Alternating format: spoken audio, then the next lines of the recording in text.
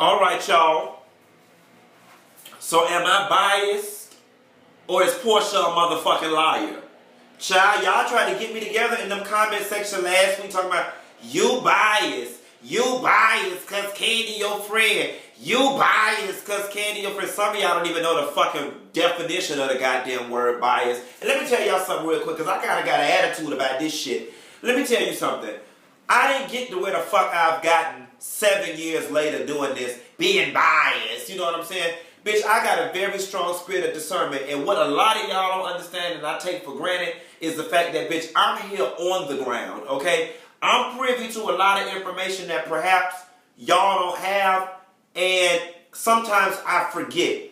I guess because I know the stuff, I'm assuming everybody knows it. But you Kandi friend. Let me tell you something. Kandi don't pay my motherfucking bills. Kandi don't pay my bills, okay? I don't have one half a piece of incentive to not call some shit out on Kandi that I call out on anybody else. I'm going to tell y'all one thing. I have one understanding with Kandi. We had one conversation and she said, I don't care what you say about me. Just please don't say nothing about my mama and my child. And I've honored that.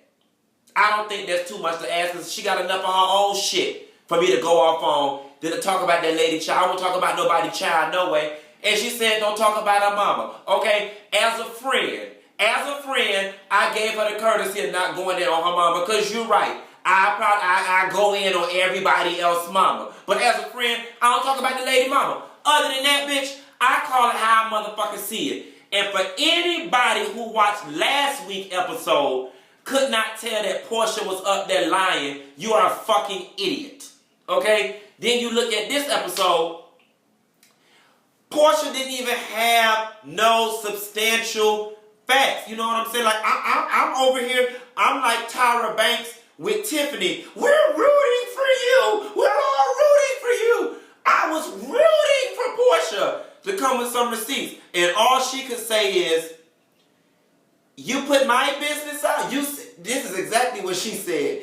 You said something on me, so I said something on you.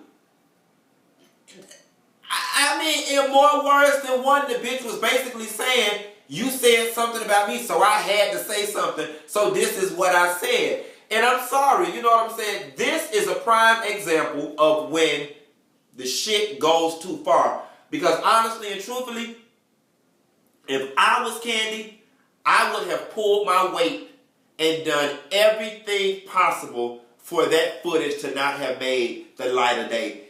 Coming off this Bill Cosby shit, you cannot be going around talking about somebody want to drug somebody. Then on top of that, then here's the other thing. Kandi, you better than me, because my mama always told me when there's some he say, she say bullshit going on, you get this person, you get that person, you ask the question in front of both of them and make them fight it out. Let me tell you something, bitch. Production would have motherfucking halted until she divulged who the fuck told her that, and both of their ass would have been on a motherfucking three-way getting an understanding. Escape just got back together, and what we need from you is understanding.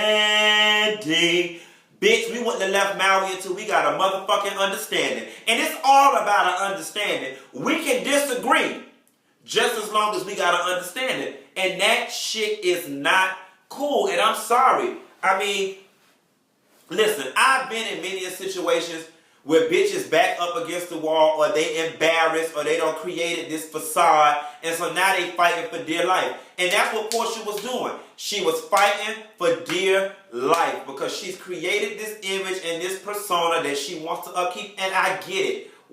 Listen, we all do it. We all have things in our background and our private life that are shameful and embarrassing and that we don't want other people to know.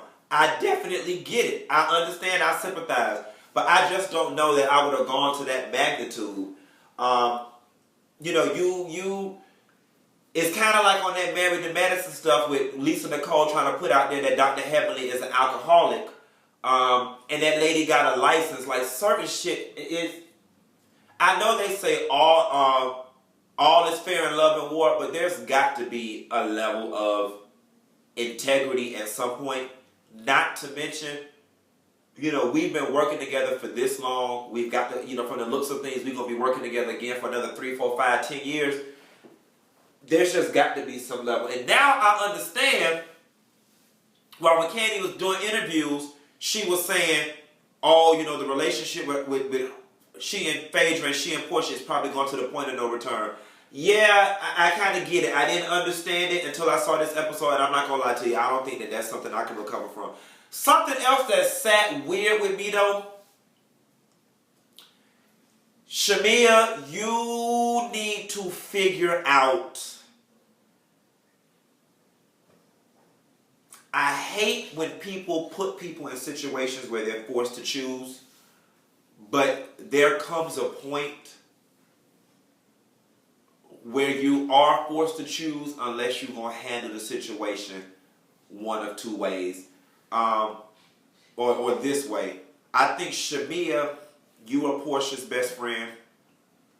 I think at the very end of the day, your loyalty should probably lie more with Porsha than Kandi.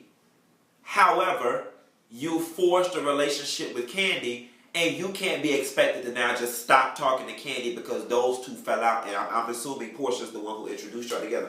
But you have got to come up with the policy which goes, Kandi, in order for us to have a continued relationship, please do not talk about Porsha in front of me.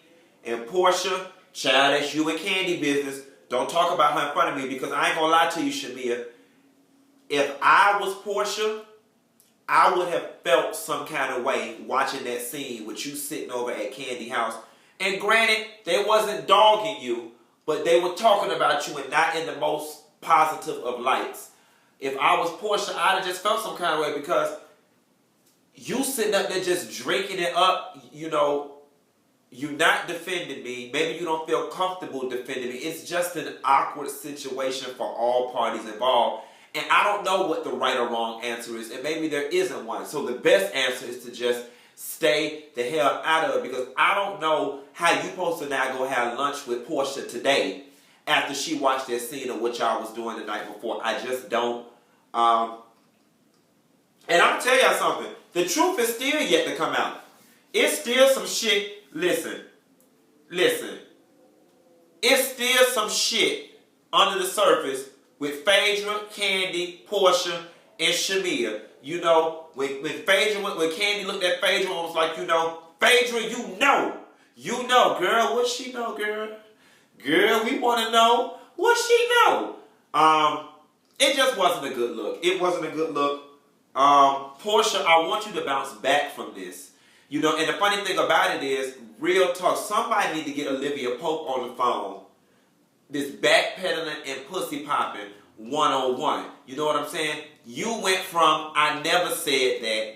I never said I want to eat your pussy and come to, I was tipsy, we was full, maybe I said it, I see. That's how OJ got off, baby. They was able to undermine the charges and the allegations. Now you wavering. You look confused. You look like you lying. You should have stuck with your position. I don't know what you talking about. Bitch, if you and Kandi was the only one that motherfucking heard it, then bitch, I would have denied that shit to the death. But now you backpedaling and pussy popping, and it's making you look wishy-washy. And the thing about it is, if you go backpedaling and pussy pop, the time to have done that was when you was in front of Kandi and not in front of Lauren. I'm trying to think what else with this episode. Shamea, Cynthia and Peter coming. Y'all handled that really well. I'm glad to see Cynthia and Peter are handling their divorce the way they're handling it. Listen, y'all, I've already got a roadmap for how this thing is done. Cynthia and Leon have a perfect relationship. Y'all integrated Leon into y'all's little family situation, so y'all can do it with time. Phaedra, I feel like Phaedra is stuck between a rock and a hard place. I feel like Phaedra does not want to be where she is right now with Kandi. I think at the very end of the day, Phaedra would prefer to be friends with Kandi again at this moment in Maui. But I think because Porsha is her closest friend, she's torn. And you know, Phaedra, at a certain point, you gotta stop being hands off to Phaedra and just really demand that the truth be told in certain of these situations. Because you another one with your license and stuff. I mean, I'll never forget Miss Phaedra. Phaedra called me one time on my phone because I was cracking jokes about so and so and so, and child, her ass might get disbarred, and I kept using the word disbarred, and she let it be known, you know, Q, don't put that in the atmosphere. Don't be you know. And again, Phaedra, that's along the lines of somebody saying somebody drugged somebody. Like, real talk, all y'all need to motherfucking stand up. That shit is not cool. And hats off to Cynthia for being like, Porsha, you around here lying and you need to stop. And Sheree, this is the one time you carried a bone and it was for a good cause, okay? Anyway, y'all, let me get up off this thing because it really was nothing to give other than this fight scene. And, you know, Kandi, yeah, you took a page out my book, honey. Receipts. Okay? Printed copies. Signed and notarized, goddamn. How you like them apples? Y'all love a hip-hop star tonight. We got to see what these old country Georgia peaches giving. I call y'all later, girl. Bye.